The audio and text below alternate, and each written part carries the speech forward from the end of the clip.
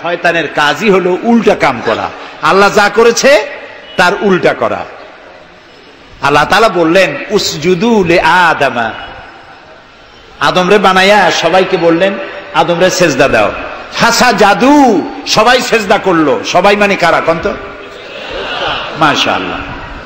ইল্লা ইবলিস, মিস্টার ইবলিস সেজদা দিল না। আল্লাহ জিজ্ঞেস করলেন তুমি সেজদা দিলে না কেন?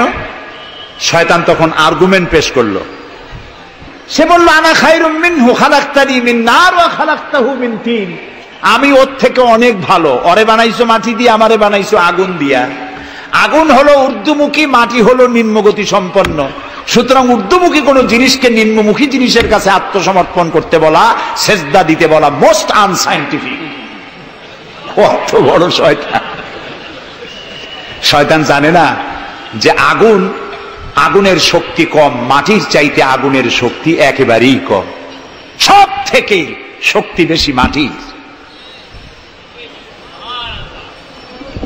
আগুন হচ্ছে সংহারক আর মাটি হচ্ছে উৎপাদনশীল। এ মাটির তলায় আর একটা জগৎ আছে, পানির তলায় আছে আর একটা জগৎ। আলহামদুলিল্লাহ রব্বিল আলামিন।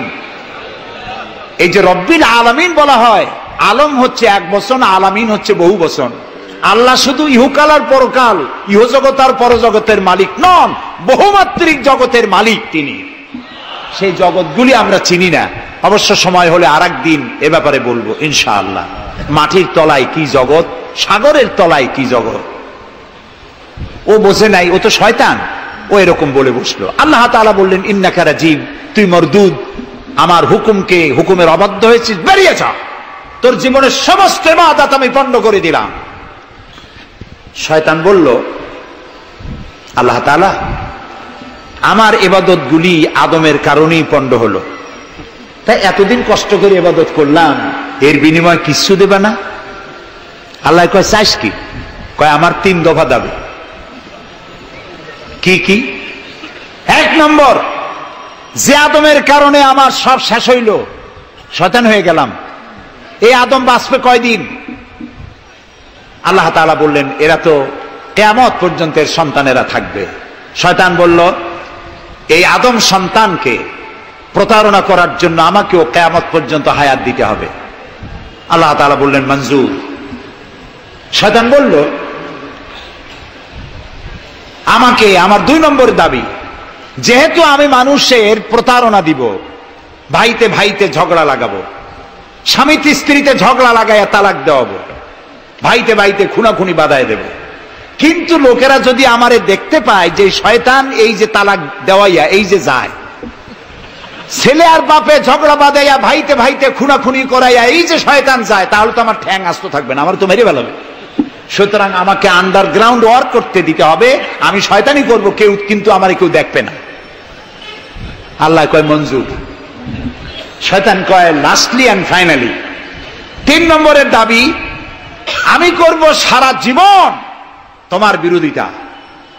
আর মজার ব্যাপার, রিজিকের মালিক তুমি, তুমি যদি আমারে আর আমার অনুসারীদেরকে খাবার না দাও তা আমি তো ওয়ার্কার পাবো না, এই জন্য আমারে খাইতে দেওয়া লাগবে, আমার ওয়ার্কারদেরকেও খাইতে দিতে হবে। আল্লাহ বললেন মঞ্জুর। শয়তান বলল হায় আল্লাহ তাআলা, এবার তোমার জাহান্নামের সংখ্যা বাড়াইতে পারো, আমি তোমার সমস্ত বান্দাগুলি সব জাহান্নামকে ভর্তি করে দেবো। এই কোরআন শরীফে আছে। আল্লাহ তাআলা ফেরেশতাদের বললেন, ফেরেশতারা শুনছো শয়তানি কইল কি? আল্লাহ রাব্বুল আলামিন বলেন আমার ফেরেশতারা, আমার আদম সন্তানের, আমার বান্দারা যদি একটি শয়তানের প্রতারণায় পড়ে একটি যদি গুনাহ কাজ করার নিয়ত করে, কাজটা করে নাই, শুধু নিয়ত করেছে, ইচ্ছা করেছে, আমলনামায় কোনো গুনাহ লিখবে না।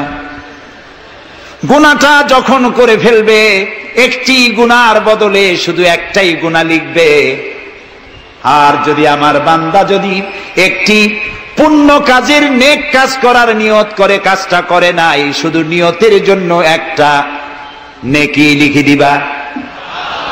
নেকির কাজটি যখন সম্পাদন করবে তখন একের উপরে 10টা গ্রেস মার্ক লাগাইয়া দিবা। সুবহানাল্লাহ। আমি এইভাবে করে আমার বান্দাদেরকে মাফ করে দেব। সুবহানাল্লাহ। শয়তান মানুষকে ওয়াসওয়াসা দেয়, আর আল্লাহ যা বানায় তার উল্টা বানায়। আল্লাহ বানাইলো জাকাত, শয়তান বানাইলো কি কন্তবুদ্ধি করে? সুদ। সুদে আর জাকাতে পার্থক্য কি?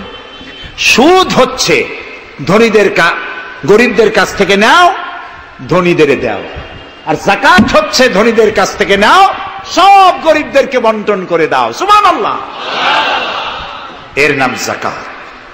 আর এই কাজটি করার দায়িত্ব আল্লাহ দিলেন সরকারকে।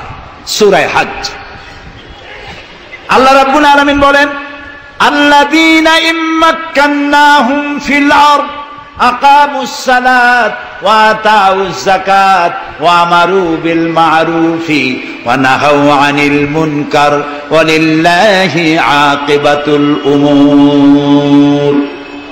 আমি যদি মুমিন বান্দারে ক্ষমতা দেই, তারা 4 দফা কাজ করবে। কয় দফা বলেন? 1 নম্বরে মুমিনেরা ক্ষমতায় গিয়ে নামাজ প্রতিষ্ঠা করবে। 1 নম্বর কাজ নামাজ প্রতিষ্ঠা করবে।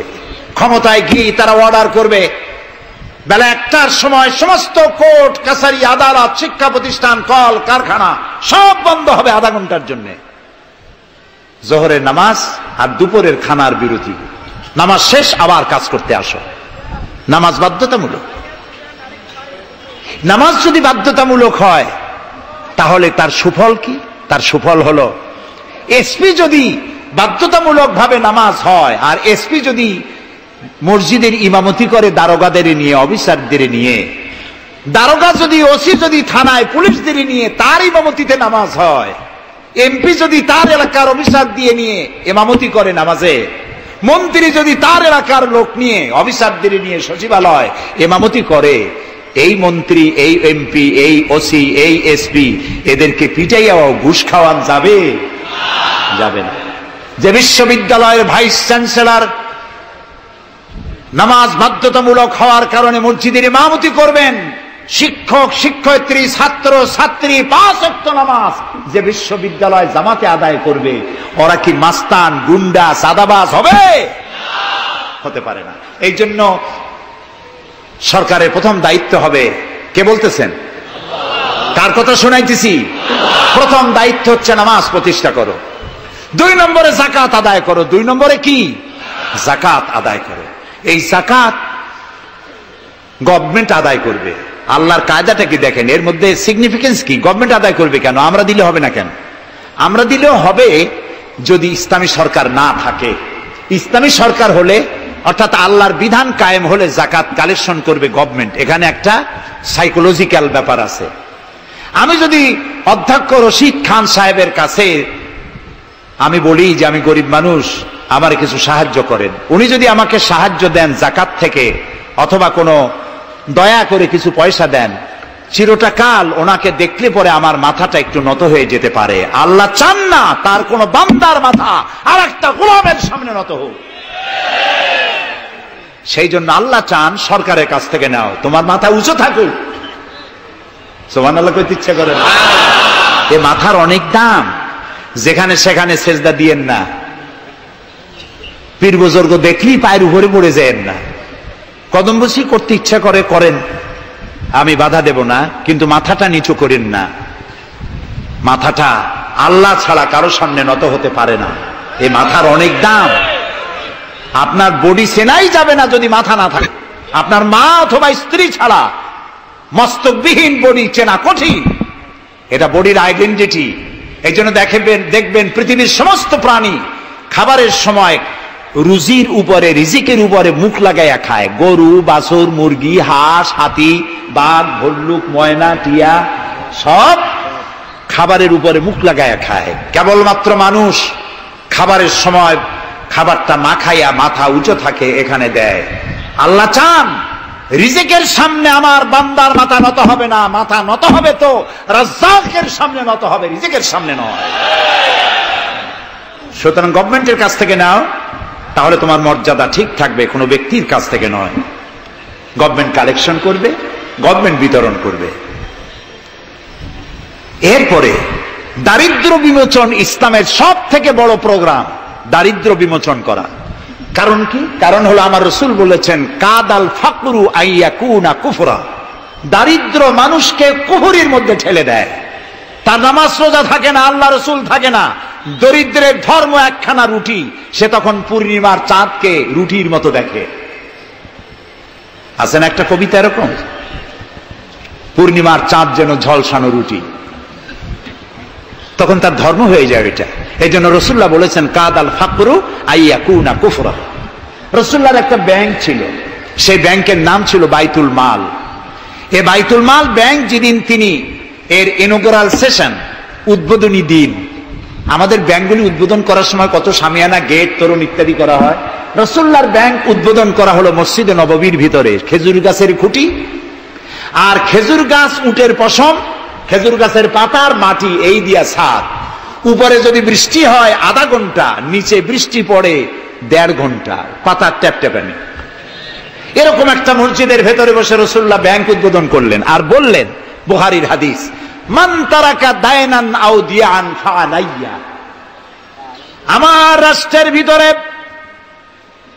কোন মানুষ যদি ঋণগ্রস্ত অবস্থায় মারা যায় আর তার ঋণ পরিশোধের অর্থ যদি না থাকে, তাহলে তার ঋণ পরিশোধের দায়িত্ব আর তার বিবি বাল বাচ্চা প্রতিপালনের দায়িত্ব আমি মুহাম্মদ আমার কাঁধের উপরে নিয়ে নিলাম। দারিদ্র বিমোচনের জন্য নবী করিম সাল্লাল্লাহু আলাইহি ওয়াসাল্লাম মানুষকে কাজ দিয়েছেন, ভিক্ষা কম দিয়েছেন। কেউ চাইলে, রসুলের আদত মুবারক ছিল, কেউ কিছু চাইলে পকেটে হাত দিতেন, থাকলে দিতেন।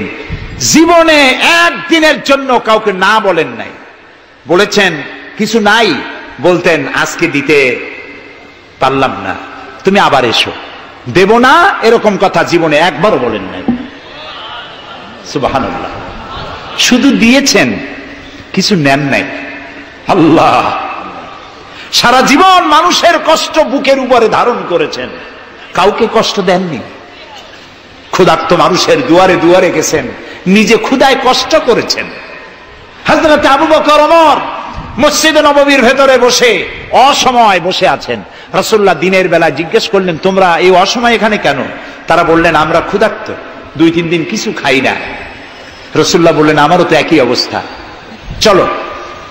3 জন বেরিয়ে গেলেন। মসজিদে নববীর পাশেই ছিল হযরত আবু আইয়ুব আনসারী রাদিয়াল্লাহু তাআলা আনহুর বাড়ি। আমি 1973 সনে স্বাধীন বাংলাদেশের প্রথম হজ আমি করেছিলাম। 4733 টাকা ছিল বিমানের ভাড়া। তখন মসজিদে নববীর পাশেই ছিল আবু আইয়ুব আনসারী রাদিয়াল্লাহু তাআলা আনহুর বাড়ি। সেই বাড়িতে গেলাম, ওইখানে একটা বাক্সের ভিতরে, একটা গ্লাসের বাক্সের ভিতরে ছিল রসুলের ব্যবহার করা তরবারি, তীর আর ধনুক। আমি বহুত চেষ্টা করছিলাম গ্লাসটা উঠাবার জন্য, কারণ এটা সেই তরবারি, সেই তীর, সেই ধনুক যেখানে আমার রসুলের হাতের পরশ লেগেছিল। যদি ধরতে পারতাম প্রাণ করে একটা চুমা দিতাম। এই বাড়িতে গিয়ে রসুল্লাহ উপস্থিত হলেন। আবু আইয়ুব আনসারী 3 জন মেহমান, এর থেকে শ্রেষ্ঠ মেহমান আছে? স্ত্রীকে বললেন, তাড়াতাড়ি একটা ছাগল জবাও করো, রুটি বানাও। তিনি চলে গেলেন বাগানে, বাগান থেকে কিছু খোরমা আনলেন। হাদিস শোনাচ্ছি, গল্প নয়। কিছু খোরমা এনে রসুলের সামনে রাখলেন। রাসূলুল্লাহ বললেন, এর মধ্যে কাঁচা পাকা, আধা পাকা 3 পদের খাজুর, আমি কোনটা খাবো? হযরত আবু আইয়ুব বলেন, 3 প্রকারের খেজুরে আপনি হাত দিবেন, কারণ আপনার হাত যে প্রকারের খেজুরের গায়ে লাগবে আমার বাগানে আল্লাহ রাব্বুল আলামিন সেই খেজুরে বরকত দিয়া দিবেন। কিছুক্ষণ পরে রান্না হয়ে গেল, রসুলের সামনে গোশত আসলো, রুটি আসলো। আল্লাহর নবী খাবারের শুরুতে 2-1টা রুটি আর 2-3টা গোশত টুকরা রুটি দিয়া পেঁচায়া হযরতে আবু আইয়ুব আনসারীর হাতে দিয়া দিলেন। বললেন, আবু আইয়ুব, এই রুটি আর গোশত টুকরা নিয়ে যাও, আমার কলিজার টুকরা মা ফাতেমা গত 3 দিন হলো কিছু খায় নাই। দুনিয়ার মানুষের খাবার পৌঁছায়ছেন, নিজে না খেয়ে থেকেছেন। হযরত আয়েশা বলেছেন, 1 দিন 2 দিন না, মাসের পর মাস রাসূলুল্লাহর স্ত্রীদের ঘরে চুলায় আগুন জ্বলে নাই। হযরত ওমর রাদিয়াল্লাহু তাআলা আনহু রাসূলুল্লাহর ঘরে প্রবেশ করেছেন। এখনো ঘরটা আছে, মসজিদে নববীর কোনায় ছোট্ট ঘরটা। বিশ্বনবীর ঘর। তিনি ঘরের মধ্যে প্রবেশ করে দেখেন রাসূলুল্লাহ শুয়ে আছেন। তারপরে হযরত আবু বকর সালাম করলেন, রাসূলুল্লাহ উঠে বসলেন। হযরতে ওমর রাদিয়াল্লাহু তাআলা আনহু বাচ্চা শিশুর মতো ডুকরে কেঁদে উঠলেন। নবীজি জিজ্ঞেস করলেন, ওমর কাঁদো কেন? হযরত ওমর বলছেন, ইয়া রাসূলুল্লাহ, আমি বিশ্বনবীর ঘর দেখতেছি, ছোট্ট একটি ঘর, এক কোণায় পানি শূন্য সরাহি কাত হয়ে পড়ে আছে, এক পাশে একটা গ্লাস, আর আপনি যে বিছানায় শোয়া, চাদর নাই, বালিশ নাই, দড়ি দিয়া বুনানো খাটিয়ার উপরে শুয়েছিলেন, হাতের তলায়, মাথার তলায় হাত দিয়ে আপনার জান্নাতি শরীর মোবারকের পিঠের উপরে দড়ির দাগ আমি সহ্য করতে পারছি না ইয়া রাসূলুল্লাহ।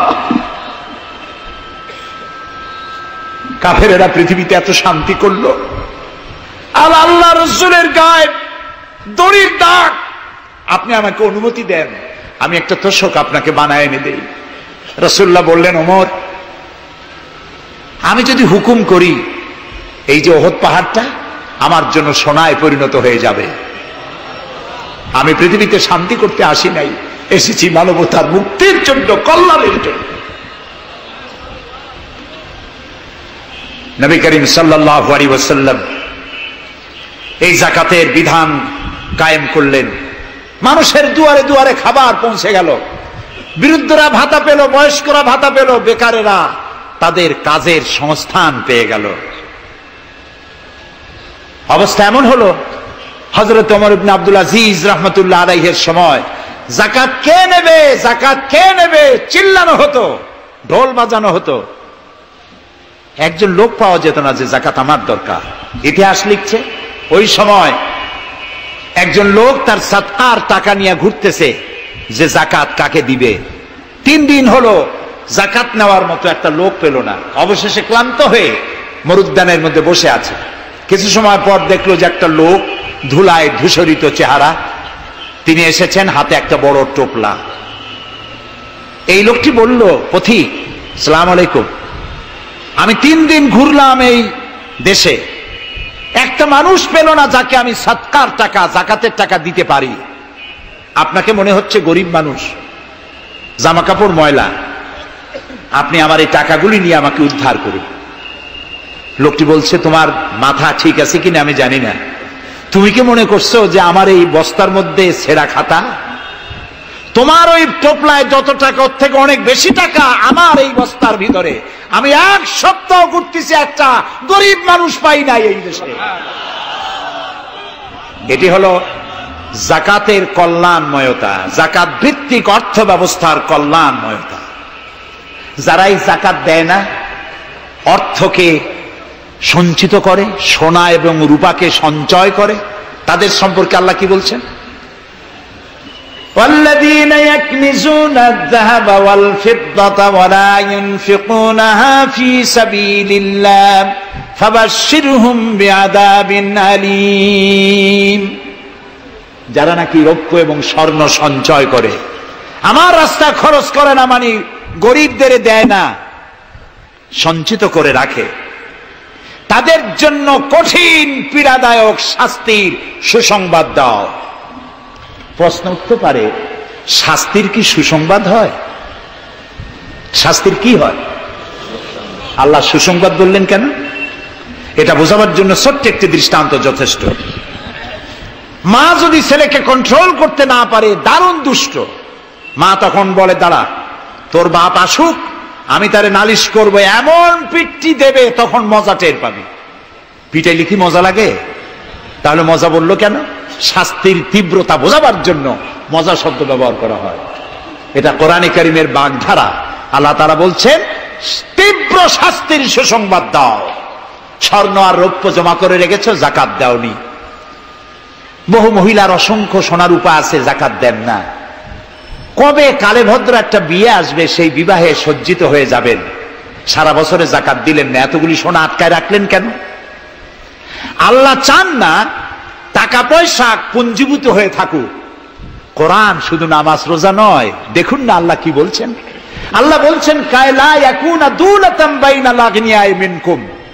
আল্লাহ বলছেন, তোমাদের কিছু সংখ্যক ধনীদের মধ্যে তোমাদের সম্পদগুলি পুঞ্জীভূত হয়ে যাক, এটা আমি চাই না। এটা যাকাত, ফিতরা, সাদকা এককালীন দানের মাধ্যমে গোটা জাতির মধ্যে পৌঁছে যাক, তাহলে মানুষের উপকার হবে।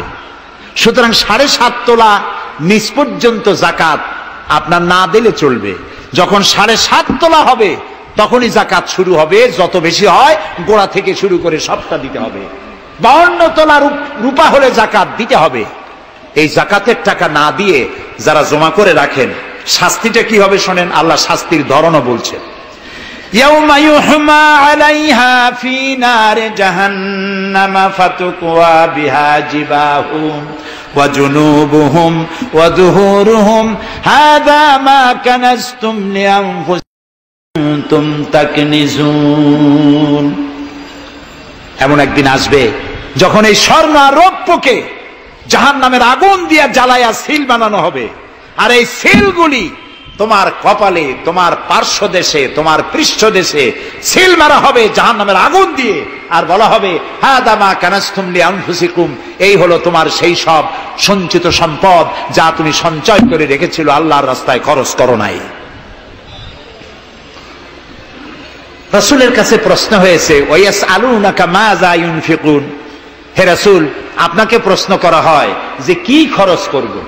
আল্লাহ তাআলা বলছেন কুলিল আফওয়া, বলুন প্রয়োজনের অতিরিক্ত জিনিস আল্লাহর রাস্তায় খরচ করে দাও। আমরা প্রয়োজনের অতিরিক্তটা ব্যাংকে জমা রাখি, আল্লাহ বলেন খরচ করো। যত খরচ করবে আল্লাহ তত বাড়াই দিবেন। দেখেন না আল্লাহ বাড়ায় কেমনে। আল্লাহরে বিশ্বাস করেন যে আল্লাহ যে বাড়াইতে পারেন, এটাকে বিশ্বাস করেন? এটি তো ইমানের প্রশ্ন। কেউ যদি জবাব দিতে ব্যর্থ হন তাহলে তো কুলক্ষণ। আল্লাহ কি সম্পদ কমানো আর বাড়ানোর মালিক কে? ইয়ামহাকুহুল্লাহুর রিবা ওয়া ইউরবিস সাদাকাত। আল্লাহ তাআলা বলছেন আমি সুদকে ধ্বংস করি আর সাদকাকে বৃদ্ধি করি। হালালে বরকত হয়, হারামে বরকত হয় না। আজ গোটা পৃথিবীতে, শুধু বাংলাদেশে নয়, গোটা বিশ্বে ওয়ার্ল্ড ব্যাংকের দৃষ্টিতে ইসলামী ব্যাংক পৃথিবীতে সব থেকে সফল ব্যাংক। তাও আলহামদুলিল্লাহ কব না। কেন? কারণ হালালে বরকত হয়, হারামে বরকত হবে না। আচ্ছা, কুত্তায় বাচ্চা দেয় কয়টা কন্ত? ওর তো ফ্যামিলি প্ল্যানিং নাই, জনমের মতো হয়। এই কুত্তাগুলি যদি সব বাঁচত তাহলে বরিশাল দিয়ে হাঁটতে পারতেন? কুত্তার জ্বালায় হাঁটতেই পারতেন না। গরুতে, গাভীতে বাছুর দেয় কয়টা বছরে? একটা, মাত্র একটি। আর মুসলমানেরা গরু যা জন্মের খাওয়া খায়, তারপরেও কুত্তা বেশি না গরু বেশি? এই কারণে যেহেতু গরু হালাল তাই গরুতে বরকত, কুত্তা হারাম তাই বরকত নাই। ইসলামী ব্যাংক শুধু ব্যাংকিং সেক্টরেই কাজ করে না, জাতির কল্যাণমূলক বহু সংখ্যক কাজ তারা করে থাকে। ইসলামী ব্যাংক হাসপাতাল, ইসলামী ব্যাংক ব্যাংকের জন্য কলেজ, ইসলামী ব্যাংক দিয়ে যখন ডিজাস্টার হয়, দুর্ভিক্ষ হয়, যখন বন্যা হয়, জলোচ্ছ্বাস হয়, লক্ষ কোটি কোটি টাকা তারা দুহাতে বিতরণ করে। হ্যাঁ, অনেক প্রকল্প আছে। মেধাবী ছাত্র, গরিব ছাত্রদেরকে স্টাইপেন্ড দেয়, বিধবা নারীদেরকে কি বলে ওকে সেলাই করে, সেলাই মেশিন দেয়। যাকাত আরেকটু বলি, আপনারা বিরক্ত হন না তো? যাকাত আমরা কি করি? বছরে একদিন শাড়ি আর লুঙ্গি কিনে প্রদর্শন করি, এক্সিবিশন। অমুক সাহেব যাকাত দেবেন, আপনারা আসবেন। দলে দলে ফকিররা আসলো, একটা লুঙ্গি আর শাড়ি নিতে গিয়ে পদপিষ্ট হয়ে 5টা 10টা মারা গেল। হয় নাই বাংলাদেশে? এই প্রদর্শনী এক্সিবিশনের কোনো মানে নাই। যাকাত নিতে তোমার বাড়ি কেন লোক আসবে? তুমি যাকাতের টাকা তার হকদারের কাছে পৌঁছাইয়া দিবা। কারণ গরিব তোমার করুণার পাত্র নয়। অফি আমওয়ালিহিম হাক্কুল লিসাইলি ওয়াল মাহরুম। আল্লাহ তাআলা বলছেন তোমার সম্পদের ভিতরে গরিবদের অধিকার আছে। গরিব তোমার করুণার পাত্র নয়। যাকাত দিয়ে আসো তার বাড়ি যায়। তবে শাড়ি আর লুঙ্গি দেওয়া কোনো অর্থবহ কাজ নয়। কি দিবেন? রাসূলুল্লাহর কাছ থেকে শিখুন। ওই যে একজন আসলো, ভিক্ষা চাইলো, বলল তোমার কি কিছু নাই? বলল আছে। কি আছে কন্ত? মাশাআল্লাহ, জানি সবাই, কিন্তু আমল করি না। দুনিয়ায় যত ভালো কথা সব বলা হয়ে গেছে, বাকি আছে শুধু পালন করা। রাসূলুল্লাহ তাকে বললেন কম্বল আনো, বিক্রি করে কিনলেন কি? কুড়াল। রাসূলুল্লাহ তার নিজের পবিত্র হাত দিয়ে কুড়ালে হাতল লাগায় দিলেন, বললেন যাও জঙ্গলে কাঠ কাটো, বাজারে বিক্রি করো, ভিক্ষা কোনোদিন আর করবা না। 1 বছর পর, হাদিস শুনুন, 1 বছর পর ওই ভিক্ষুক এসে বলছেন আসসালামু আলাইকা ইয়া রাসূলুল্লাহ, হুজুর আপনি আমাকে চিনেছেন? আমি সেই ভিক্ষুক যে ভিক্ষা নিতে এসেছিলাম, আপনি আমাকে ভিক্ষা না দিয়ে কুড়াল দিছিলেন, কুড়াল দিয়া কাঠ কাটিয়া বাজারে বিক্রি করে আমার কাছে এখন যাকাত দেওয়ার মতো অর্থ জমা হয়ে গেছে। এটার নাম ইসলাম। শুধু নামাজ রোজা জিকির আজগারের জন্য শুধু নয়, নামাজ রোজা জিকির আজগার তো করব, কিন্তু আমার মানুষকে দারিদ্র বিমোচন করতে হবে। সুতরাং যাকাতের টাকা দিয়ে একটা শিক্ষিত বেকার যুবককে একটা কম্পিউটার কিনে দেন, একটা বিধবা মহিলাকে একটা সেলাই মেশিন কিনে দেন, তার সতীত্ব সে বাঁচাতে পারবে। ক্ষুধার জ্বালায় মানুষ যখন অসহনীয় পর্যায়ে চলে যায়, তখন সে দেহ ব্যবসার মতো নিকৃষ্ট পর্যায়েও চলে যায়। এজন্য ধনীরা দায়ী হবে আল্লাহর কাছে। কচু গাছ কাটতে কাটতেই মানুষ খুন করে। একটা এতিম বাচ্চা ক্ষুধার জ্বালায় ঘুরতেছে, ওই বাচ্চাটি আপনি তাকে একটু আদর করেন, ওরে আপনি একটা চীনাবাদামের বাক্স কিনে দেন 50 টাকা 100 টাকা দিয়া, কিছু চীনাবাদামের পুঁজি দেন, একটা পানের খিলি বানাইয়া বিক্রি করার পুঁজি দেন, কয়েকটা বুট পলিশের কালি আর ব্রাশ কিনে দেন, সে রাস্তায় বসে জুতা পালিশ করবে, ছেলেটি পকেট মারা থেকে চুরি করা থেকে বেঁচে যাবে, সমাজ সংস্কার হবে, সমাজ অপরাধ মুক্ত হবে, সমাজ থেকে দারিদ্র বিমোচন হবে। আলহামদুলিল্লাহ বলেন। আপনি কি জানেন এই যে গাছগুলি লাগালে পরে কত সওয়াব হয়, এবং দারিদ্র বিমোচনের জন্য গাছের কি বিশাল ভূমিকা। রাসূলুল্লাহ বলেছেন হাদিস, তোমার কাছে যদি এমন খবর আসে যে কিয়ামত হচ্ছে, আর তখন যদি তোমার কাছে কোনো গাছের চারা থাকে, কিয়ামত হচ্ছে, গাছের চারাটি কিয়ামত আসার পূর্বেই গাছের চারাটি লাগিয়ে যাও, কিয়ামতের দিন সদকায়ে জারিয়ার সওয়াব পেয়ে যাবে। একটি গাছ যদি কেউ লাগায়, ওই গাছে যত পাখি বসবে, ফল হবে, মানুষে খাবে, আশ্রয় নেবে মানুষেরা, কিয়ামত পর্যন্ত সদকায়ে জারিয়ার সওয়াব মানুষ কবরে বসে বসে পেতে থাকবে। সব জায়গায় সওয়াব আর সওয়াব জানি না, খালি মনে করি ইল্লাল্লাহ ইল্লাল্লাহ বলতে পারলেই সওয়াব। আর খালি ইল্লাল্লাহ বলবেন বা কেন? যারা এই ধরনের জিকির করেন, আমার মনে দারুণ প্রশ্ন, জবাব খুঁজে পাই নাই। আল্লাহর কলেমাকে খণ্ডিত করে জিকির করার পারমিশন কোন হাদিস দিয়েছে? কে দিয়েছে এই পারমিশন? লা ইলাহা ইল্লাল্লাহ, এটা হলো পূর্ণাঙ্গ কালেমা, কমপ্লিট হচ্ছে মুহাম্মদুর রাসূলুল্লাহ। আফজালুজ যিকর লা ইলাহা ইল্লাল্লাহ। কতক্ষণ লা ইলাহা ইল্লাল্লাহ, কতক্ষণ ইল্লাল্লাহ ইল্লাল্লাহ ইল্লাল্লাহ। এর অর্থ কি? আল্লাহ ছাড়া, আল্লাহ ছাড়া, আল্লাহ ছাড়া। আল্লাহ ছাড়া কি? কমন সেন্সের শুধু কমন বাদ দিয়া শুধু সেন্স যদি থাকে, কোন মুসলমানের এমন জিকির করা উচিত নয়। তবে common sense is very uncommon. দুর্ভাগ্য জাতি। প্রিয় ভাই সব, দারিদ্র বিমোচনের জন্য আল্লাহ তাআলা এসব ব্যবস্থা করে রেখেছেন। কাজ করে খাও, আয় থেকে দায় শোধ করো।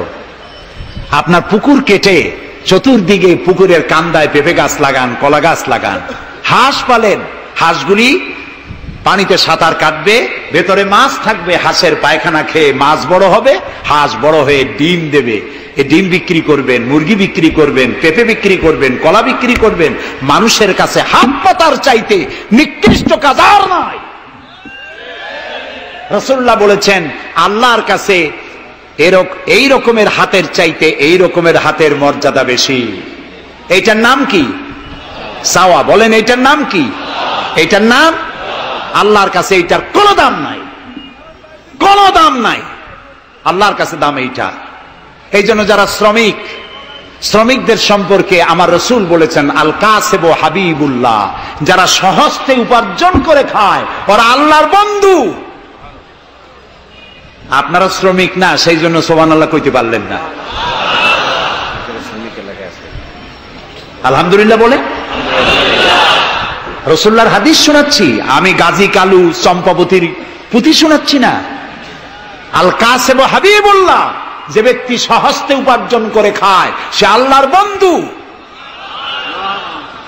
এখন যদি কোন রিকশাওয়ালা, কুলি মজুর, ঠেলাওয়ালা যদি মনে করে আল্লাহর বন্ধু যখন হইছি নামাজ রোজা দিয়ে আর করবো কি, এটি কিন্তু ঠিক নয়। আল্লাহর বন্ধু হওয়ার জন্য নামাজ রোজা অত্যন্ত জরুরি। আর আপনি যে কষ্ট করে খাচ্ছেন, আপনার পয়সা হালাল। যে ব্যক্তি রিকশা চালায়, 2.5 মনে বস্তা মাথায় করে স্টিমারে উঠায়, ওর চাইতে হালাল পয়সা কারো নাই। মাথার ঘাম পায়ে ফেলে উপার্জন করছে। আপনি জানেন না যে দালানে যারা আছে খুব শান্তিতে নাই। বাইরের থেকে দেখে ভেতরের অবস্থাটা বোঝা যায় না। গুলশান, বনানী, আভিজাত্যপূর্ণ এলাকার বিশাল বিশাল বাড়ি দেখে আপনার চোখ ধাঁধা লেগে যেতে পারে, খুব শান্তির নিলয়। না, শান্তি নাই। বাড়ির মালিক, বহু টাকার মালিক, রাত্রির বেলায় ঘুম হয় না। কোন ফাঁক দিয়া জানলার পাশ দিয়া গুলি এসে বুক ঝাঁঝরা করে দেয়, ঘুম নাই। জনমের মতো অসুখ হইছে, প্রত্যেক দিন সোনার চাউল দিয়ে ভাত খাইতে পারে, কিন্তু ডাক্তার তার রুজি কন্ট্রোল করে দিয়েছে। পাঙ্গাসের পেটি, খাসির চর্বি খাইতে পারবেন না, ভাত কম খাবেন। সকালবেলায় ডিমের পুষ, দুপুর বেলায় 1 স্লাইস টুস, সন্ধ্যাবেলায় ফলের জুস, খাওয়া শেষ। বউ তো কথা শোনে না। হাজারো কাজ করে ঘরমুক্ত হয়ে স্বামী ফিরেছে, বিবি সাহেবা, বেগম সাহেবা পেখম ধরে হাতে ভেরিটি ব্যাগ নিয়ে স্বামীর সামনে থেকে হন হন করে যাচ্ছে। স্বামী বেচারা কষ্ট করে জিজ্ঞেস করছে, তুমি কই যাও? বলছে, আই এম ভেরি বিজি। ছেলে হয়েছে কয়টা? সব গুন্ডা, মাস্তান। মাথায় এত বড় চুল, হাতে এত বড় নখ। মেয়েগুলি বয়ফ্রেন্ড নিয়ে কোথায় চলে গেছে। বেটা বাড়ির কাজের লোক, কাজের মেয়েদের হাতের দেওয়া খানা খাইলো, আদর পাইল না, যত্ন পাইল না, সম্মান পাইল না। খাইয়েটে নিজে নিজে শুয়ে আছে, এতগুলা ঘুমের ট্যাবলেট খাইছে, ঘুমও আসে না। কিন্তু তুমি মেয়ে রিকশাওয়ালা, ঠেলাওয়ালা, কুলি মজুর, সারাদিন কাজ করে পোলাও চাউল কিনতে পারো নাই, মোটা চাউল কিনেছ, খেসারির ডাল কিনেছ। এটু কিনে বাড়িতে বউ রান্না করেছে। আমি এই চোখে দেখা কথা বলি, আল্লাহ তাআলা এই বয়সে কম দেখান নাই। কমলাপুর রেল স্টেশনের বস্তি দেখেছি, অনেক বস্তি এলাকায় গিয়েছি। স্বামী বসে খাচ্ছে, ঘরমাক্ত রিক্সা চালায় আসছে, 2.5 মনে বস্তা টানে আনছে। স্ত্রী খাবার তুলে দিচ্ছে, আরেকটু খাও, খুব কষ্ট করেছো, আরেকটু খাও। ওর ঘরে ফ্যান নাই, কাপড়ের আঁচল দিয়ে স্বামীর কপাল মুছে দিচ্ছে, আরেকটু খাও, এত কষ্ট করো তুমি। ওর ঘরে ফোমের বিছানা নাই, চটের মতো শক্ত বিছানা, বালিশ নাই, ইটের মতো শক্ত, চাপ কাপড়ের একটু কভার দেওয়া। এরকম একটা বালিশের উপরে সারাদিনের শ্রান্তি আর ক্লান্তি নিয়ে আর ঘুমায় গেছে। কোন ওষুধ খাওয়া লাগে নাই। এমন ঘুম আসছে, ওর নাকের গর্জনে ট্রাকের ইঞ্জিন ফেল। শান্তি কি বড় লোক হলে হয়? শান্তি দেওয়ার মালিক আল্লাহ। শান্তি দেওয়ার মালিক কে? আল্লাহ তাআলা। এই জন্যে এই শান্তি আসবে যদি সঠিকভাবে, সুষ্ঠুভাবে আল্লাহ পাকের দেওয়া এই বিধানগুলি আমরা যদি সমাজে কায়েম করতে পারি, তাহলে এটি সম্ভব। আমার দেশে এখন যদি যাকাতের টাকা কালেকশন করা হয়, তাহলে আমরা একটা হিসাব করেছি। আমি একটা ব্যাংকের সাথে জড়িত আছি, আপনারা জানেন বোধহয়, ইসলামী ব্যাংক। এর জন্ম লগ্ন থেকে আমি আছি এর সাথে। সেই হিসেবে আমরা একটা জরিপ চালাইছি। বাংলাদেশে যদি এখন যাকাত যদি গভর্নমেন্ট কালেকশন করে, তাহলে একেবারে কম করে হলেও 6,000 কোটি টাকা যাকাত কালেকশন হতে পারে। 6,000 কোটি। আর ওয়াকফ এস্টেট আছে বাংলাদেশে লক্ষ লক্ষ একর জমিন, যা বিভিন্ন মোতাল্লি তারা সিন্দাবাদের দত্তের মতো ওয়াকফ সম্পত্তির উপরে চেপে বসে আছে। এই ওয়াকফ সম্পত্তি যদি উদ্ধার করা যায়, আর যাকাত আর ওশরের টাকা যদি গভর্নমেন্ট কালেকশন করতে পারে, বাংলাদেশের দারিদ্র বিমোচনের জন্য পৃথিবীর কারো কাছ থেকে একটি টাকাও নেওয়ার দরকার নাই। এই যে ৬,০০০ কোটি টাকার শূন্যতা ভ্যাকুয়াম সৃষ্টি হলো বাংলাদেশে, এই শূন্যতা পূরণের জন্য এগিয়ে এলো এনজিওরা এবং তারা সুদের বাণিজ্য শুরু করলো।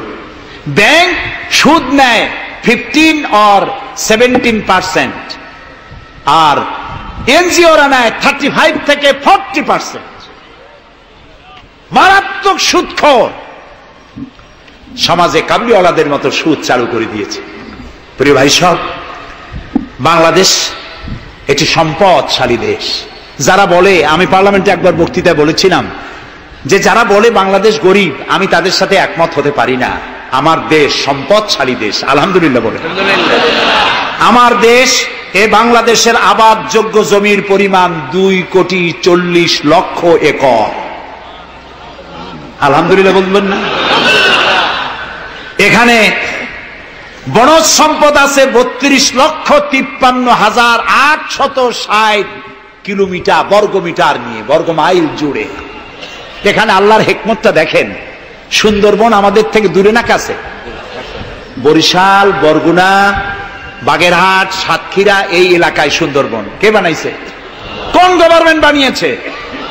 কেন আর অন্য জায়গায় বানানো হলো না কেন? উত্তরবঙ্গে বানাইলো না কেন? কারণ আমাদের বঙ্গোপসাগর হলো সাইক্লোন জোন। এখান থেকেই ঘূর্ণিঝড়ের উৎপত্তি হয়, সাইক্লোন জোন।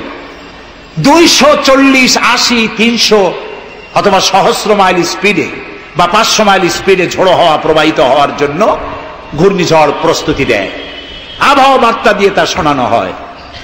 উপকূলীয় এলাকায় যদি আল্লাহ তাআলা সুন্দরবন তৈরি না করতেন, তাহলে সমুদ্রের ঘূর্ণিঝড়ের প্রথম ধাক্কায় কুয়াকাটা, পটুয়াখালী, বরগুনা, সাতক্ষীরা, পিরোজপুর, বাগেরহাট, বরিশাল প্রথম ধাক্কায় উড়ে চলে যেত। আল্লাহ তাআলা কি দয়া, সুন্দরবন বানাই দিয়ে প্রোটেক্টেড করেছেন। তাও আমরা সুবহানাল্লাহ বলবো না। এই সুন্দরবন রক্ষার জন্য গভর্নমেন্ট পাহারাদার লাগিয়েছে, কিন্তু পাহারাদারেরা নিজেরাই রক্ষকরা হইছে ভক্ষক, জন্মের খাওয়া খাইতেছে। আল্লাহ দেখলেন যে এরা তো এই ধরনের মানুষ খুব বেকায়দা, সেই জন্য আল্লাহ তাআলা নিজেও কিছু পাহারার ব্যবস্থা করলেন। সেই পাহারাদার কে? Royal Bengal tiger. যদি সামনে পড়েন 10 কোটি টাকা ঘুষ দেবেন, এ কথা শুনলেও আপনারে ছাড়বে না। যাতে বংশানুক্রমে পৃথিবীর মানুষ, দেশের মানুষ এগুলি ভোগ দখল করতে পারে, আল্লাহ সেই জন্য পাহারাদার রেখে দিয়েছেন। সুবহানাল্লাহ। আমার দেশে রয়েছে পানি সম্পদ। বাংলাদেশে ছোট বড় 250টি নদ নদী আছে, যেগুলির দৈর্ঘ্য 3,200 বর্গমাইল। আছে পানি সম্পদ, আছে পশু সম্পদ, আছে মৎস্য সম্পদ, সর্বোপরি আছে এই বাংলাদেশের 14 কোটি মানুষের 28 কোটি হাত। এই হাতগুলি যদি ভিক্ষুকের হাত না হয়ে কর্মীর হাত হয়ে যায়, তাহলে আমাদের দেশ গরিব থাকতে পারে না। আমার দেশের সম্পদের অভাব নাই, যথেষ্ট সম্পদ আছে, শুধুমাত্র ইকুয়াল ডিস্ট্রিবিউশন নাই। সৎ এবং যোগ্য নেতৃত্বের অভাবে এই চরম দুরবস্থার সৃষ্টি হয়েছে। আরো হয়েছে রাজনৈতিক প্রতিহিংসার কারণে। তা না হলে আমরা পৃথিবীর মধ্যে দাঁড়ায় যেতাম। যুদ্ধ বিধ্বস্ত জাপান কোথা থেকে কোথায় গেল? উত্তর কোরিয়া আমেরিকাকে চ্যালেঞ্জ করছে। থাইল্যান্ড, যারা নারী ব্যবসা করে জীবন বাঁচাইতো, সেই থাইল্যান্ড এখন, আমি মেলবোর্ন ইউনিভার্সিটিতে আমার প্রোগ্রাম ছিল, যাওয়ার সময় ব্যাংকক হয়ে গেলাম। একটি হোটেলে আমার থাকার জায়গা ছিল। 30 কিলোমিটার লম্বা ফ্লাইওভার ব্যাংককে। বিল্ডিং গুলি দেখতে হলে এরকম তাকালে মাথা টুপি পড়ে যায়, এত উঁচু উঁচু বিল্ডিং। সিঙ্গাপুর কোত্থেকে কোথায় গেল? আমরা যে তিমিরে ছিলাম সেই তিমিরেই রয়ে গেল। আমাদের বুঝতে হবে, আমার ইসলাম দারিদ্র্যের বিকাশের জন্য আসে নাই, দারিদ্র বিমোচনের জন্য এসেছে। সুন্দর একটি সমাজ বিনির্মাণের জন্য ইসলাম এসেছে, এবং তা গণতান্ত্রিক প্রক্রিয়ার মধ্য দিয়ে। নবী করিম সাল্লাল্লাহু আলাইহি সাল্লাম যদি বলতেন ইন্তেকালের সময় যে আমার মেয়ে নেতৃত্ব দিবে, আমার নাতি নেতৃত্ব দিবে, বলেন কার বাবার হিম্মত ছিল এটার প্রতিবাদ করার? তিনি কি তা করেছেন? না, ইন্তেকালের সময় জিজ্ঞাসিত হয়ে তিনি বললেন, আমার পরে তোমাদের মধ্যে যিনি বেশি যোগ্য, খোদাভীরু, আল্লাহকে ভয় করে, তেমন লোককে তোমরা নেতা নির্বাচিত করো। আবু বকর রাদিয়াল্লাহু তাআলা তাই বলেছেন, ওমর, ওসমান, আলী তাই বলেছেন। সুবহানাল্লাহ বলেন। ওয়া আমরুহুম শুরা বাইনাহুম, এটি হলো গণতন্ত্র। তোমরা তোমাদের পরামর্শ ভিত্তিতে তোমাদের রাষ্ট্র সমাজ পরিচালনা করো। সুবহানাল্লাহ বলেন। কে বলে কোরআন শুধুমাত্র একটি ধর্মগ্রন্থ, বেদ আর বাইবেলের মতো? নিশ্চয়ই নয়। কোরআন একটি পূর্ণাঙ্গ জীবন বিধান, যা মানুষের জীবনের কথা বলে। এ মাসটার নাম কি? আরবি মাসের নাম কি? মুহররম। এটি সেই মাস যে মাসে খেলাফতকে প্রতিষ্ঠার জন্য রাসূলের কলিজার টুকরা নয়নের পুতুল ইমাম হোসাইন কারবালার ময়দানে শাহাদাত বরণ করেছিলেন, রাজতন্ত্রের বিরোধিতা করেছিলেন। হযরত ইমাম হোসাইন তিনি দেখতে পেলেন 680 খ্রিস্টাব্দে সিরিয়ার দামেস্কে এজিদ ক্ষমতা দখল করলো অগণতান্ত্রিক পদ্ধতিতে, এবং সরকারি মালের কোনো হিসাব নাই, অডিট নাই, স্বৈরাচারী কায়দায় তিনি ক্ষমতা দখল করে মদিনার আহলে বায়াত যারা মদিনার নেতৃবৃন্দকে তার আনুগত্য করার জন্য বাধ্য করলো। ইমাম হোসাইন যে মায়ের পেটে এসেছেন, যে পিতার পেটে জন্মে এসেছেন, যে নানার কোলে বড় হয়েছেন, তিনি কি এই দৃশ্য চোখে দেখতে পারেন? তিনি বললেন, আমি কুফায় যাব। কুফার লোকেরা দাওয়াত দিল, তিনি কুফায় রওনা করবেন। মদিনার লোকেরা হাতে পায়ে ধরলো, কুফায় আপনি যাবেন না। তিনি বললেন, আমি কোন ক্রমে এজিদের বশ্যতা স্বীকার করব না, আমি এর বিরোধিতা করবই। মাত্র 72 জন লোক নিয়ে তিনি কুফার দিকে অগ্রসর হলেন। এই 72 জনের মধ্যে 40 জন পুরুষ আর 32 জন নারী আর শিশু। তিনি যখন কারবালা প্রান্তরে পৌঁছে গেছেন, ইবনে জিয়াদ কুফার গভর্নর, তিনি বাধা দিলেন, বললেন, আমার দরবারে হোসাইনকে হাজির করো। ইমাম হোসাইন বললেন, যে ব্যক্তি আল্লাহর আখিরাতকে অস্বীকার করেছে, রাসূলকে অস্বীকার করেছে, আমি তার সামনে জীবন থাকতে যাব না। রাতারাতি ইয়াজিদ 6000 সৈন্য পাঠিয়ে দিল। ইমাম হোসাইনের সাথে লোক কত? মাত্র 72। 6000 লোক কি যুদ্ধ করা লাগে 72-এর সাথে? শুধু যদি মার্চ করে পায়ের তলায় পিছে 72 জন শেষ হয়ে যাবে। হযরত ইমাম হোসাইন রাতের বেলায় সঙ্গীদের বললেন, ও আমার সাথীরা, ইয়াজিদ আমার শির চায়, আমাকে চায়, আমার সঙ্গে থেকে তোমরা তোমাদের জীবনকে বিপন্ন করো না, তোমরা সবাই ফিরে চলে যাও মদিনায়। সাথীরা বললেন, ইমাম, আজকে যদি আপনাকে ছেড়ে জীবনের মায়া নিয়ে মদিনায় ফিরে যাই, আর আপনার যদি শাহাদাত নসিব হয়, তাহলে কিয়ামতের দিন আল্লাহর নবীর সামনে আমরা কি জবাব দেব? আমরা আমাদের জীবন দিয়ে আপনাকে পাহারা দেব। সকালবেলা যুদ্ধ শুরু হয়ে গেল। জোহরের নামাজ আসতে না আসতে 40 জন পুরুষ শাহাদাত বরণ করলেন। এখন একজন পুরুষ বেঁচে আছেন, ইমাম হোসাইন। তাঁবুর ভিতরে স্ত্রী এবং অন্যান্য মহিলাদের কাছ থেকে বিদায় নিতে এসেছেন। তোমাদেরকে আল্লাহর হাওয়ালা করলাম, আমি যুদ্ধে চলে যাচ্ছি। আমার চোখের সামনে আমার নানাজির দান্দার মোবারক শহীদ হওয়া ইসলাম, সাহাবীদের রক্ত দেওয়া, জীবন দেওয়া ইসলাম, খেলাফত মিটে যাবে পৃথিবী থেকে, রাজতন্ত্র প্রতিষ্ঠা হবে। আমার জীবন থাকতে আমি তা হতে দেব না। স্ত্রী এগিয়ে এলেন, বললেন, হোসাইন, জিহাদের ময়দানে থেকে আমি আপনাকে বিরত থাকতে বলবো না, তবে একটি দাবি আছে। এই যে ছোট্ট দুগ্ধপোষ্য শিশু, গত কয়েকদিন হলো ঘরে খাবার নাই, পানি নাই, আমার বুকে দুধও নাই, এই ছোট্ট বাচ্চাটিকে একটু পানির ব্যবস্থা করুন। ইমাম হোসাইন কলিজার টুকরা সন্তানকে 2 হাতে উঁচু করে এজিদি সৈন্যদের সামনে এসেছেন। এজিদি সৈন্যরা, আমার হাতের দিকে তাকাও, এটি রাসূলের আওলাদ, আমার কলিজার টুকরা সন্তান। ফোরাতের অফুরন্ত পানি প্রবাহিত হচ্ছে, একটু ফোরাতের কুলটা ছেড়ে দাও, ওর একটু পানি পান করাই। আমার সাথে তোমাদের শত্রুতা থাকতে পারে, এই নিষ্পাপ বাচ্চার সাথে তো কোনো শত্রুতা থাকার কথা নয়। তার এই আবেগপূর্ণ কথা এজিদি সৈন্যদের কলিজায় স্পর্শ করলো না। তারা বিষাক্ত তীর নিক্ষেপ করলো। ইমাম হোসাইনের উঁচু করে ধরা বাচ্চার বুকের ভিতর থেকে বিষাক্ত তীর প্রবেশ করে বেরিয়ে গেল অপর প্রান্ত থেকে। রক্ত ফিনকি দিয়ে বেরিয়ে এলো। ইমাম হোসাইন দুই হাতে আজলা ভরে সেই রক্ত চেহারায় মাখতে লাগলেন আর বললেন, কলিজার টুকরা সন্তান, সালেহ আলাইহিস সালামের উটনির রক্তের চাইতে তোমার রক্ত পবিত্র।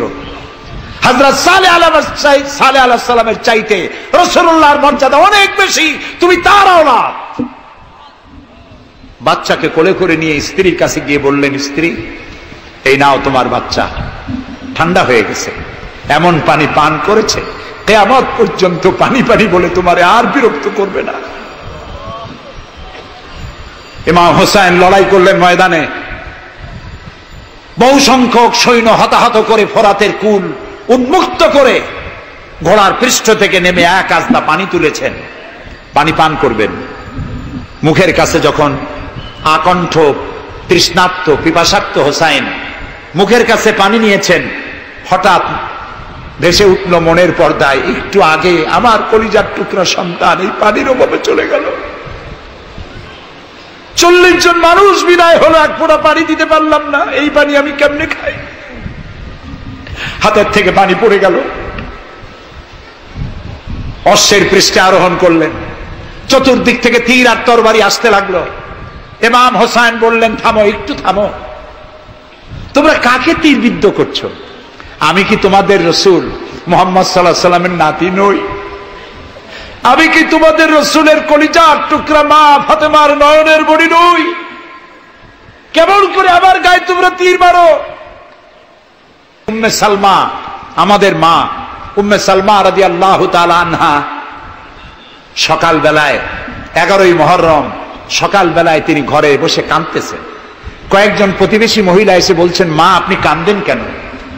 তিনি বলছেন, আজকে রাত্রে আমি স্বপ্নে দেখেছি রাসূলুল্লাহ আমার বাড়ি এসেছেন।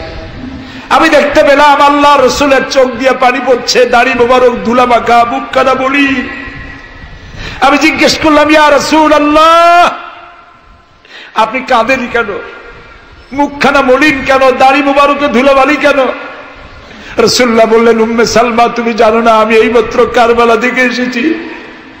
আমি দেখে এলাম আমার কলিজার টুকরা হুসাইনের শির মুবারক তার দেহ থেকে বিচ্ছিন্ন করে ঘোড়ার পদতলি, ঘোড়া দিয়ে পদদলিত করা হয়েছে তার দেহ মুবারক। ইসলাম এত সহজে আসে না, অনেক রক্ত পাড়ি দিয়ে এসেছে ইসলাম। হযরতে হোসাইনের মস্তক মুবারক ইয়াজিদি সৈন্যরা একটা প্লেটে করে নিয়ে কুফার গভর্নর ইবনে জিয়াদের সামনে রেখেছে। ইবনে জিয়াদ চেয়ারে বসা, সিংহাসনে বসা, ইমাম হোসাইনের মস্তক মুবারক তার পায়ের কাছে রেখেছে। কলঙ্কিত ইতিহাস, কি করে আমি শুনাই আপনাদেরকে? ইবনে জিয়াদ চেয়ারে বসে পায়ের কাছে রাখা ইমাম হোসাইনের ঠোঁটের উপরে লাঠি দিয়ে নাড়তেছে। হযরত যায়েদ রাদিয়াল্লাহু তাআলা আনহু 80 বছর বয়স, তিনি বলছেন, ইবনে জিয়াদ, এতক্ষণ যা করেছো মুখ বুজে সহ্য করেছি, কিন্তু এখন যেটা তুমি করতেছো পায়ের কাছে কার ব্যথা? তুমি যে ঠোঁটের উপরে লাঠি দিয়া নাড়তেছো, আমি যায়েদ, আমি দেখেছি রাসূলুল্লাহ 1000 বার এই মুখের উপরে চুমা খেয়েছে। তোমার বেয়াদবি বন্ধ করো। প্রিয় ভাই সব, রাজতন্ত্র নয়, পরামর্শ ভিত্তিক সমাজ ব্যবস্থা প্রতিষ্ঠার জন্য আল্লাহ তাআলা ইসলাম দিয়েছেন, দ্বীন দিয়েছেন। সেই জীবন ব্যবস্থা ইসলাম আজকে এই পৃথিবীতে মুসলমানদেরকে সন্ত্রাসী জাত হিসেবে চিহ্নিত করার জন্য, উগ্র জাতি হিসেবে, সহিংস জাতি হিসেবে, অগণতান্ত্রিক জাতি হিসেবে প্রমাণিত করার জন্য পাশ্চাত্য শক্তি তারা নবী করিম সাল্লাল্লাহু আলাইহি সাল্লামের ব্যঙ্গচিত্র এঁকে দুনিয়ায় ছড়িয়ে দিয়েছে। আজকে জুমার খুতবায় আমি কসাই মসজিদে বলেছিলাম, রাসূলুল্লাহর মাথার উপরে বোমা আকৃতির পাগড়ি বেঁধেছে, পাশে 2টা অর্ধনগ্ন মেয়ে লোক রেখেছে। নাউজুবিল্লাহ।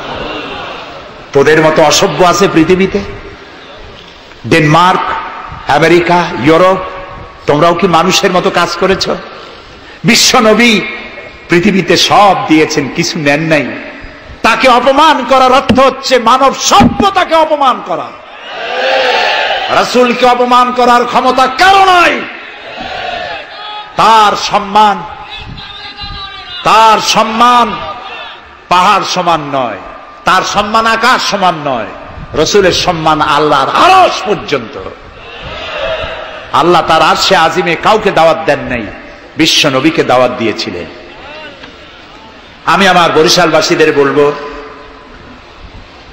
মুসলমানদেরকে ধৈর্য ধারণ করতে হবে, আরো সংযমী হতে হবে। আমরা প্রতিবাদ করব, অবশ্যই প্রতিবাদ করব, কিন্তু জ্বালাও পোড়াওতে আমরা যাব না।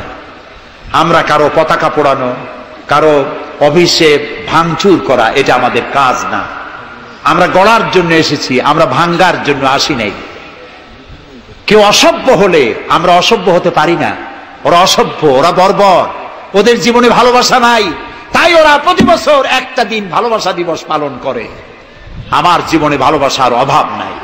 ইসলাম সর্বশ্রেষ্ঠ জীবন ব্যবস্থা।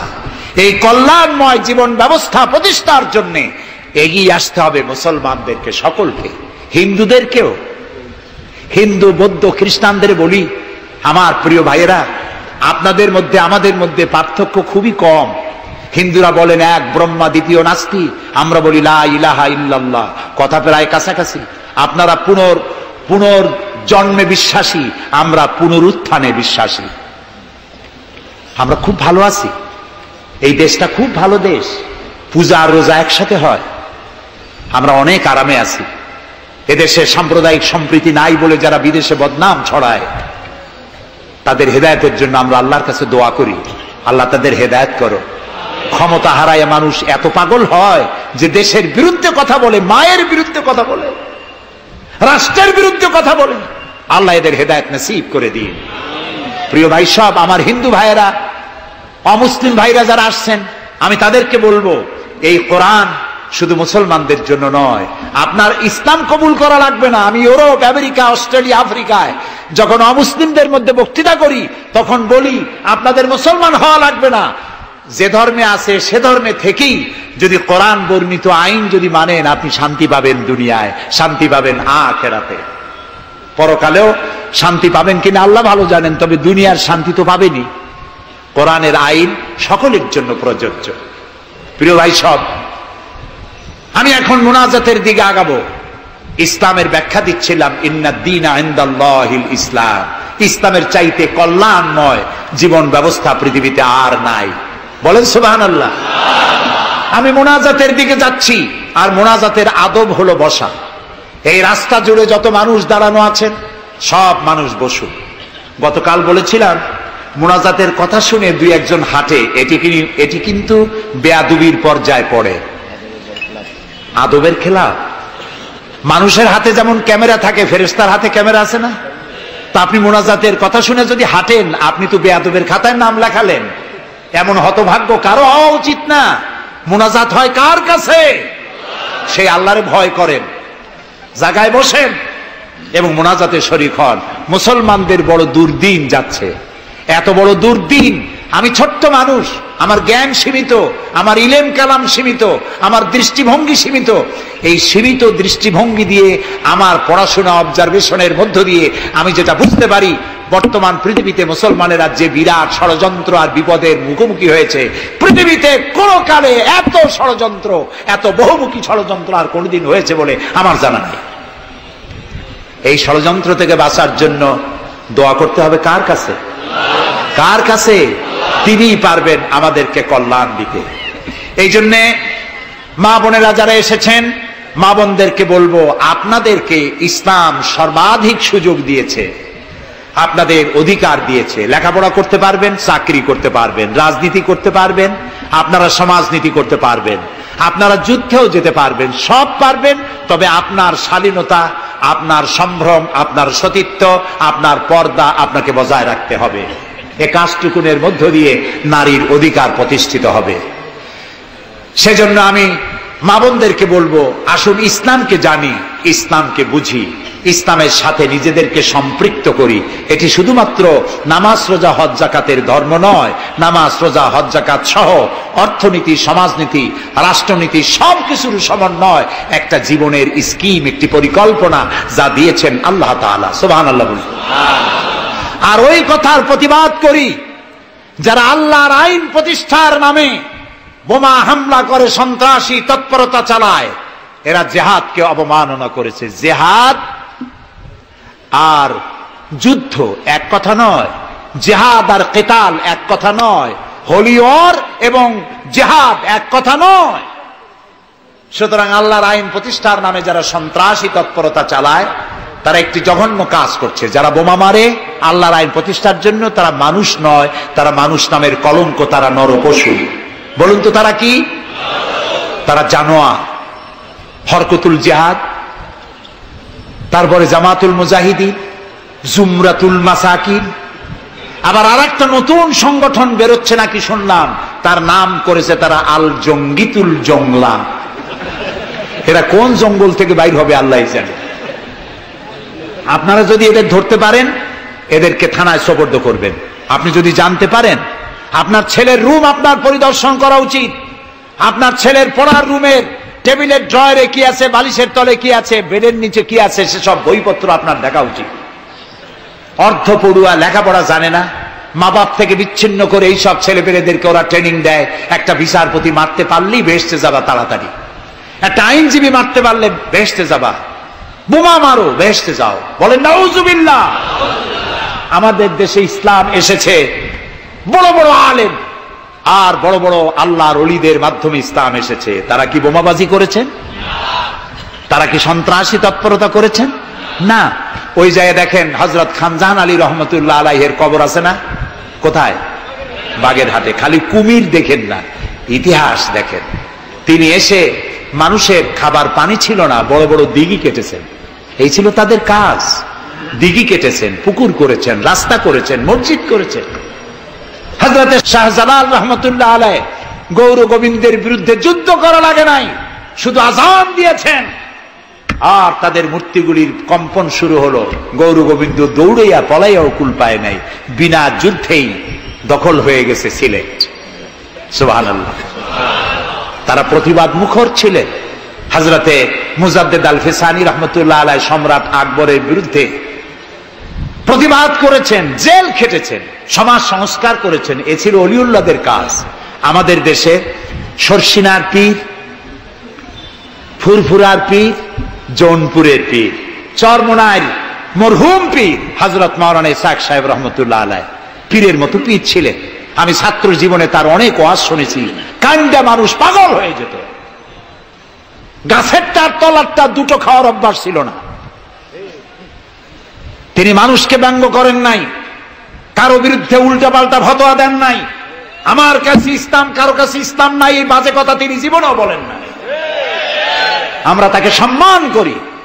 এই সব বড় বড় অলিউল্লাহ আর আলেমরা এদেশে ইসলাম প্রচার করেছে, সন্ত্রাসের মধ্য দিয়ে নয়, ভালোবাসা দিয়া, উন্নয়নমূলক কাজ করে মাদ্রাসা, মসজিদ, এতিমখানা প্রতিষ্ঠা করে করেছে। সুতরাং এই সন্ত্রাসী তৎপরতা যারা চালায় তারা মানুষ নয়, তারা জানোয়ার, তারা পশু। এদেরকে ধরিয়ে দিন, পুলিশকে ধরিয়ে দিন। আমরা সরকারের শুকরিয়া আদায় করি। আলহামদুলিল্লাহ, বর্তমান সরকার এদের নেটওয়ার্ক ভেঙে চুরমার করে দিয়েছে। বাকি আছে দুই শয়তান। এই দুই শয়তান আজ হোক কাল হোক ধরা পড়বেই ইনশাআল্লাহ। ইনশাআল্লাহ বলেন। এবং এদের দৃষ্টান্তমূলক প্রচন্ড শাস্তি হবে ইনশাআল্লাহ। যারা আমাদের দেশকে বদনাম করেছে, বাংলাদেশ পৃথিবীর দ্বিতীয় বৃহত্তম মুসলিম দেশ, গণতান্ত্রিক দেশ, এই দেশকে অন্যের পরাধীনতা থেকে আমাদের দেশকে আমাদের বাঁচাতে হবে। এই জন্য আলেম ওলামাদেরকে চিন্তা করতে হবে, ভাবতে হবে আগামীতে যেন এই দেশ কোন দেশের তাবেদার গোলাম রাষ্ট্রে পরিণত না হয়ে যায়। কারা এটা করতে পারে? কারা ক্ষমতা এলে আলেমদেরকে গ্রেফতার করবে? কারা ক্ষমতা এলে মাদ্রাসা বন্ধ করে দেবে? কারা ক্ষমতা এলে শাইখুল হাদিসকে দড়ি দিয়া বাঁধে বরিশাল জেলখানায় ঢুকাইয়া চোরের সাথে রাখবে? ওদেরকে চিনতে হবে। ওদেরকে চিনতে হবে।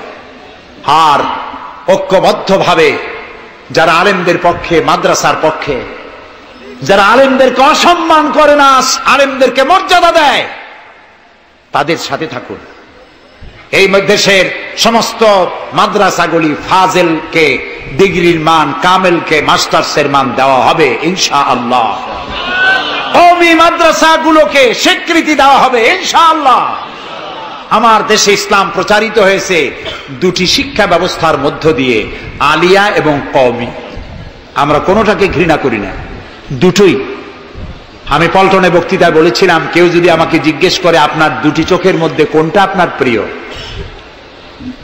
আমি পাল্টা প্রশ্ন করতে চাই, আপনি বলুন আপনার কাছে কোনটা প্রিয়? আপনার কাছে যদি দুটোই প্রিয় হয়, আমার কাছেও দুটোই প্রিয়। আলিয়াও প্রিয়, আমার চোখের মতো কওমি মাদ্রাসাও আমার প্রিয়। এই মাদ্রাসাগুলি এখানে আছে বলে ইসলাম আছে, মাদ্রাসা থাকবে না, ইসলাম থাকবে না।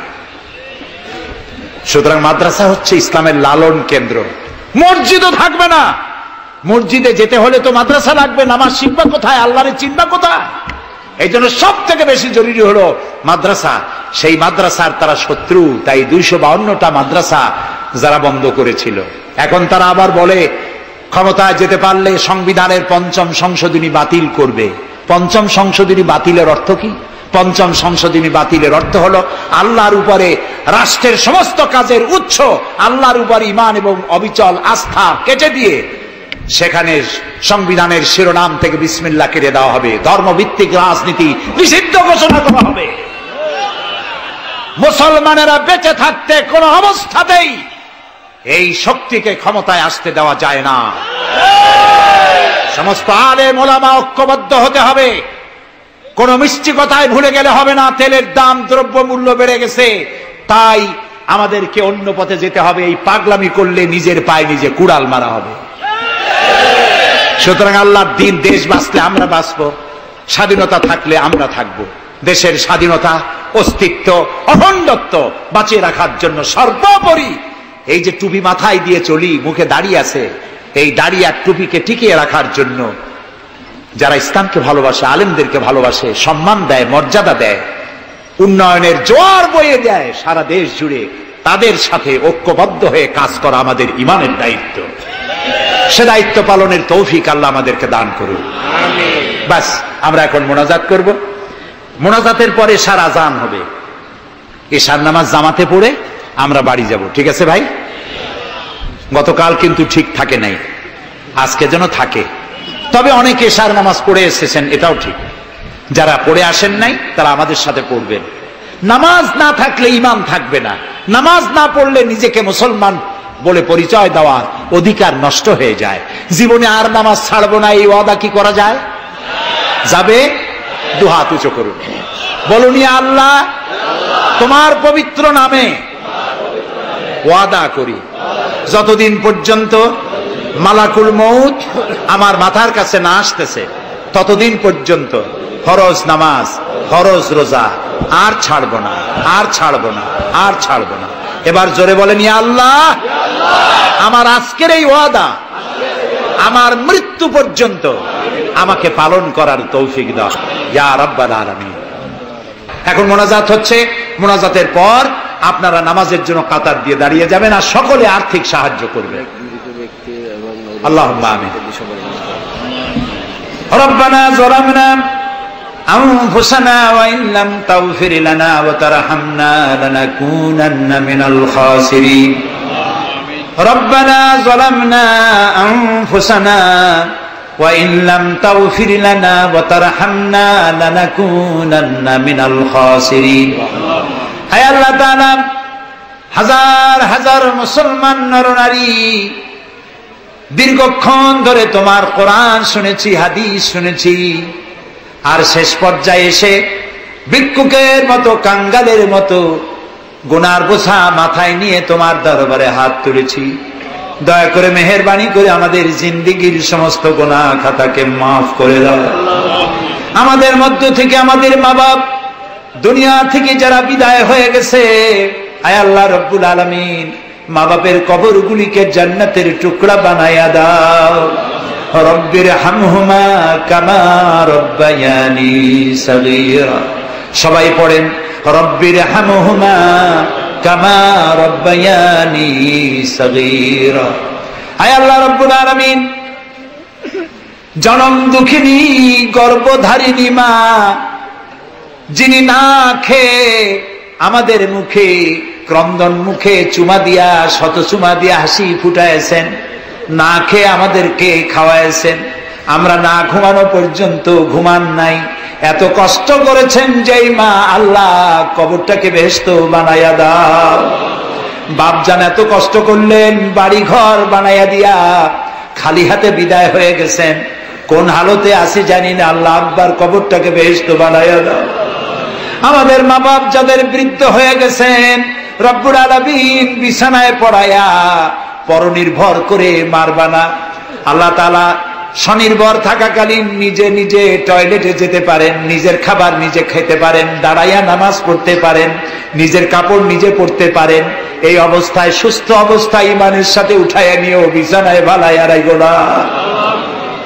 রব্বুল আলামিন, সারা জীবন আমরা গুনাহ করেছি, এত গুনাহ করেছি, তোমার আকাশের দিকে তাকাইয়া কথা বলতে লজ্জা করে, শরমে মাথা নিচু হয়ে যায়।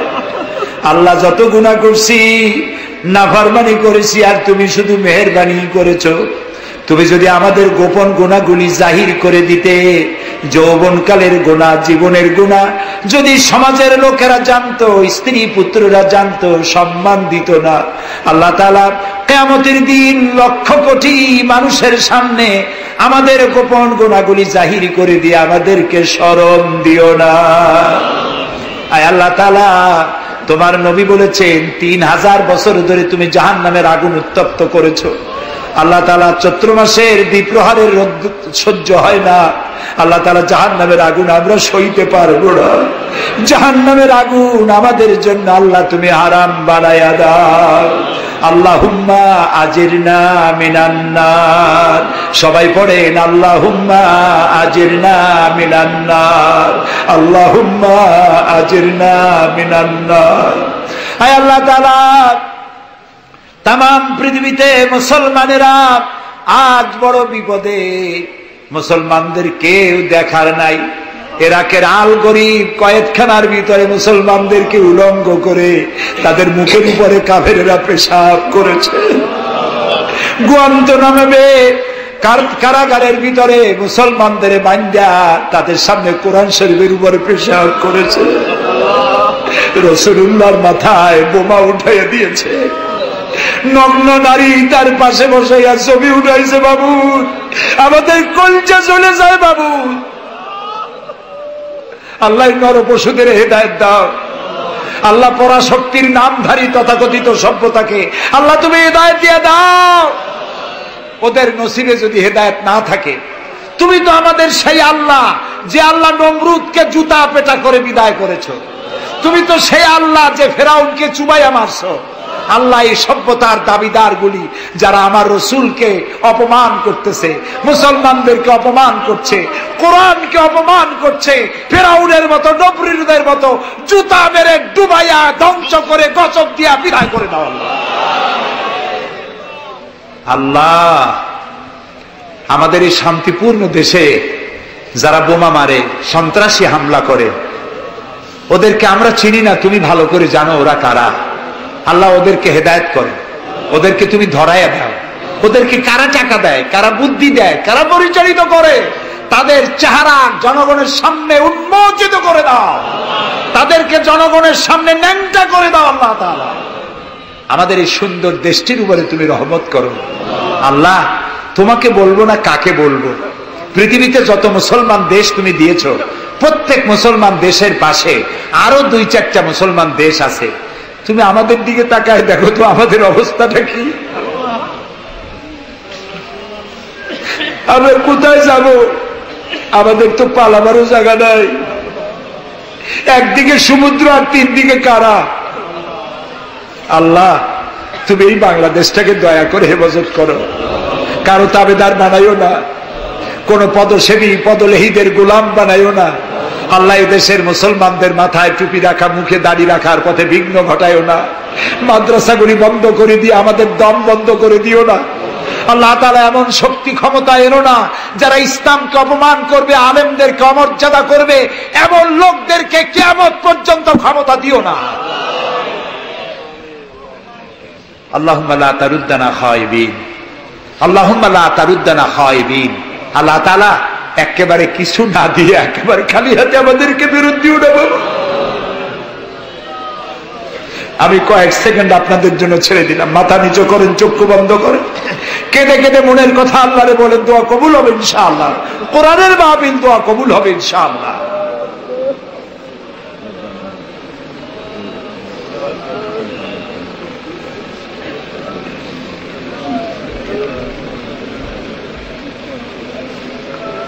আয় আল্লাহ, তুমি নিশ্চয়ই শুনতে পাচ্ছ আমরা কি বলছি, তুমি নিশ্চয়ই দেখতে পাচ্ছ আমরা কোথায় বসা আছি।